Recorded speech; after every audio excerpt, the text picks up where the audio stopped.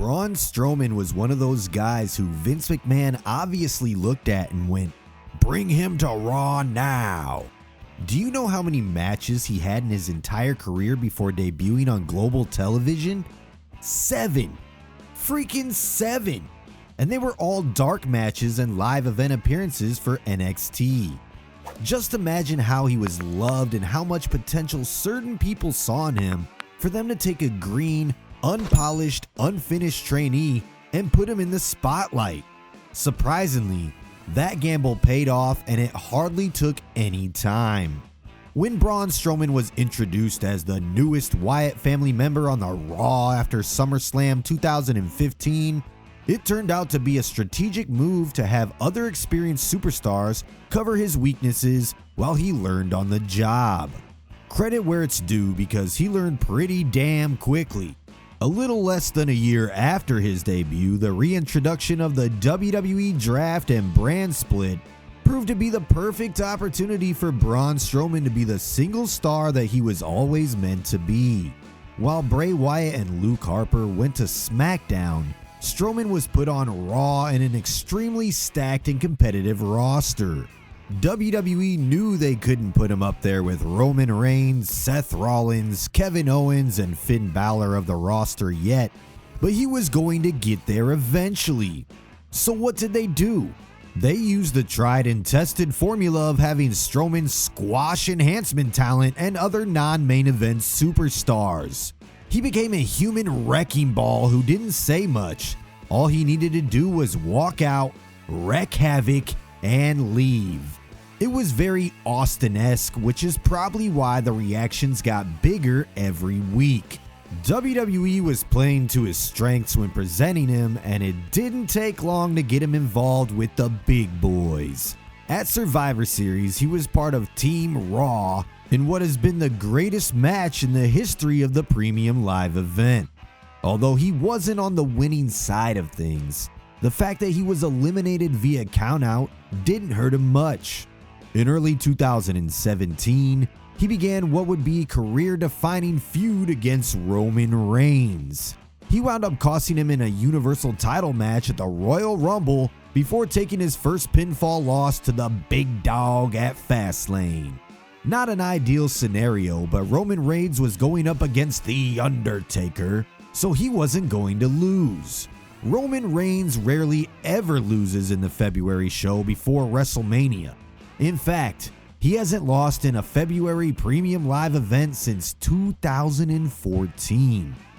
Anyway, there was nothing in store for Braun Strowman at WrestleMania, something that would become an unfortunate trend over the years. Still, it wasn't all that bad. He was being kept for a big run after WrestleMania, and once Roman Reigns defeated The Undertaker to retire him, they picked up where they left off. Although Braun Strowman flipping an ambulance with Roman Reigns in it was supposed to garner sympathy for Reigns, it had the reverse effect. You see, Roman Reigns was public enemy number 1 after defeating The Undertaker at WrestleMania, and the reactions for him got increasingly hostile. So although Braun Strowman was technically the bad guy, he became wrestling's number 1 good guy for what he did to Roman Reigns. There was also that epic match against The Big Show on Raw where the two of them quite literally shattered the ring. Man, that was a great match. Strowman even managed to get his revenge on Roman Reigns by beating him at Payback before an elbow injury took him out of action. WWE reported that he had to undergo surgery for his elbow, and it would keep him out for a half of a year.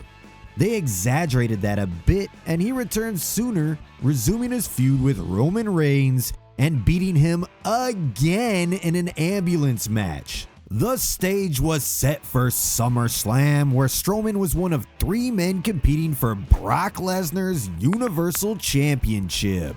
The SummerSlam main event in 2017 was built around Braun Strowman and his dominance. In one of the most dominant performances ever, Strowman manhandled Brock Lesnar like nobody before him. Although he didn't win the match, he was the hottest star in the company. It only made sense for Lesnar and Strowman to go at it in a singles match, which unfortunately turned into a disappointment as he lost to the Beast Incarnate. For the second time in less than a year, he had a big dent in his momentum. He finally had his moment where he officially became a good guy when his teammates Cesaro, Sheamus, The Miz, and Kane threw him in a garbage truck. Remember that match that he teamed up with the four of them against a modified Shield? That pay-per-view alone seems like a bit of a fever dream. He was already one of the most popular stars on the roster by this point, so all WWE was doing was making it official. It helped him a bit once again that he participated in a star-studded Survivor Series match. It turned out to be quite disappointing compared to the previous year, but Strowman had the last laugh when he turned Triple H's head into a beetroot by choking and threatening him. He pursued the Universal Championship against Brock Lesnar again at the Royal Rumble, this time in a match involving Kane. Since Lesnar versus Reigns was the end goal and everyone knew it, the outcome was kind of obvious. Even in defeat, he remained one of WWE's hottest stars. It was once again the road to WrestleMania, which meant that a large portion of fans were dreading the inevitable Roman Reigns push to the main event. Just like Dean Ambrose a couple of years ago, Braun Strowman was the sentimental favorite in the Elimination Chamber match to determine Brock Lesnar's Universal title challenger at WrestleMania 34. In what turned out to be the most dominant performance in Elimination Chamber history, Strowman would bulldoze through Elias and future Hall of Famers The Miz, John Cena, Finn Balor, and Seth freaking Rollins. The only man standing in his way now was Roman Reigns, and fans made their choice clear. It was Strowman they wanted, and not Roman Reigns. But of course, the big dog had to conquer all, and he did exactly that by pinning Braun Strowman to secure his spot at WrestleMania. Another WrestleMania, and another moment where Strowman was built up, only to get knocked down. And although he was at least going to get a title match at WrestleMania 34 in New Orleans, there was a bit of a twist. In his match against Cesaro and Sheamus for the Raw Tag Team titles, Braun Strowman chose the 10-year-old Nicholas from the crowd. Nicholas was the son of WWE referee John Cone and made history by becoming the youngest champion in the company. But it was quite obvious that this was a thrown together plan at the last minute to get Braun Strowman on the card since they couldn't justify leaving him off it. Strowman and Nicholas would vacate the titles one night later due to school commitments. The post-WrestleMania to SummerSlam stretch was quite interesting for Braun Strowman. He won the Greatest Royal Rumble match, got into a fun little feud with Kevin Owens where he threw him off a steel cage, then won the Money in the Bank briefcase, all before squashing KO in 2 minutes at SummerSlam. He was even involved in the main event later that night by inadvertently costing Brock Lesnar the Universal title against Roman Reigns. In what would be a rather bizarre decision, Strowman turned to the dark side again when pursuing the Universal Championship, and he cashed in his contract beforehand to set up a main event match at Hell in a Cell. It was a pretty bad finish, but nowhere near as much of a train wreck as the Hell in a Cell 2019 main event the next year, but a train wreck nevertheless. He got yet another chance at the Universal Championship at Crown Jewel after Roman Reigns vacated the title, but he lost to Brock Lesnar yet again. After this, he entered one of the most unremarkable periods of his WWE career, turning into a good guy again after just a few months because of a big gap left by Roman Reigns. He feuded with the likes of Baron Corbin, turned into a Royal Rumble runner-up against Seth Rollins, and had another forgettable WrestleMania season. This time he feuded with Saturday Night Live stars Michael Che and Colin Yost, culminating at the Andre the Giant Memorial Battle Royal at WrestleMania 35. Hey, at least this time he won the whole thing. 2019 as a whole was a pretty bad year for Braun Strowman. After WrestleMania, he had a relatively average feud with Bobby Lashley and entered the Universal title picture again, this time in a bit of an unconventional way. This was by becoming tag team champions with the man he would have to later face, Universal Champion Seth Rollins. He lost the tag titles and then his Universal Championship match all in one night at Clash of Champions. And then there was the feud with Tyson Fury, where he lost to the boxer via countout in Saudi Arabia. You probably wiped that out of your memory, didn't you? We don't blame you if you did. As 2020 began, he finally won his first singles championship in WWE, the prestigious Intercontinental title. But that turned out to be a quick, transitionary kind of reign, with Strowman losing the title to Sami Zayn at Elimination Chamber. It seemed like once again, WWE had nothing for him at WrestleMania. But then, Roman Reigns pulled out his Universal Championship match against Goldberg to go home and be with his family amidst the breakout of the coronavirus. This put Strowman in the perfect position as he replaced Roman Reigns not long before the event and beat Goldberg in the WWE Performance Center. What should have been a crowning career moment happened in front of no fans, but hey, he wasn't the only one it happened to. It was quite obvious that Strowman was a placeholder even during his first World Championship reign in WWE. It turned out to be a bit of an underwhelming run that was mostly dominated by his feud with his oldest friend in wrestling, Bray Wyatt.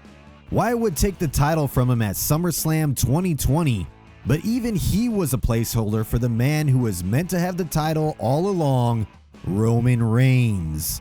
Not too long after that, he found himself getting drafted to Raw, where he would go on to have the horrendous "You're So Stupid" feud with Shane McMahon.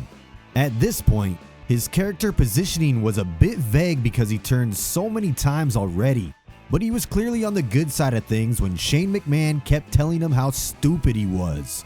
Strowman would have the last laugh at WrestleMania in a surprisingly good steel cage match against the prodigal son. Somehow, this turned out to be his greatest WrestleMania moment in over 7 years with WWE.